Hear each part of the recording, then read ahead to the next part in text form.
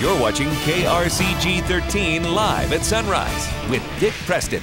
For a lot of people, he is as much a part of the morning routine as a shower and a cup of coffee. President Obama's picked to be the next director of the CIA. Dick Preston has been a fixture in mid-Missouri news since the era of Woodstock and the Vietnam War. He has reported and anchored every shift and every newscast here. And for the past half dozen years, he has been your wake-up call. People want somebody to keep them company when they're getting ready for work or school.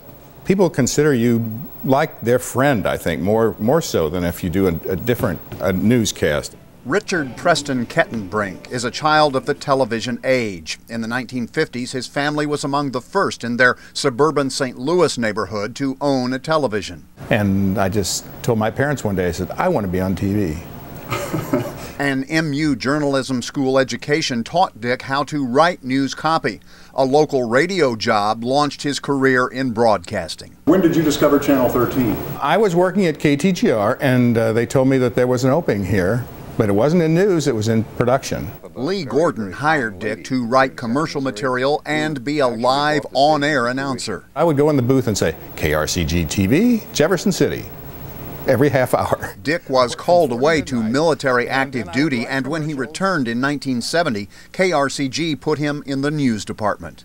I was the first weekend anchor. We hadn't had weekend news, so I initiated that. Dick also hosted a live afternoon kid show called Showtime. These days, he gets out of bed long before sunrise. I get up at 2:24 is what my alarm is set for. By 3:30, Dick is in the newsroom, or news garage. It's a makeshift base of operations while the KRCG 13 newsroom gets remodeled. Ironically, the garage is just a few feet from what was the newsroom 4 decades ago. I haven't exactly moved up, I just moved sideways. Dick's schedule leaves little time for outside activities during the week. He's been active in his church and does find time to serve on the board of directors for Riverview Cemetery in Jefferson City. You're giving back to the community, and that's a good feeling to do that. That work also appeals to the history buff in Dick. There's tons of history at Riverview Cemetery. In fact, we're starting to do more about that.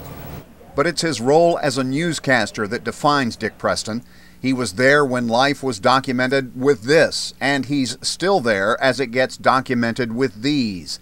Dick is not the first newsman to work 45 years, but few can claim to have done it in one place. That gives him an uncommon historical perspective. You can see how this event happened because of this event, the one before it. You get to see how all this, the history of the city, of the state, how it all unfolds.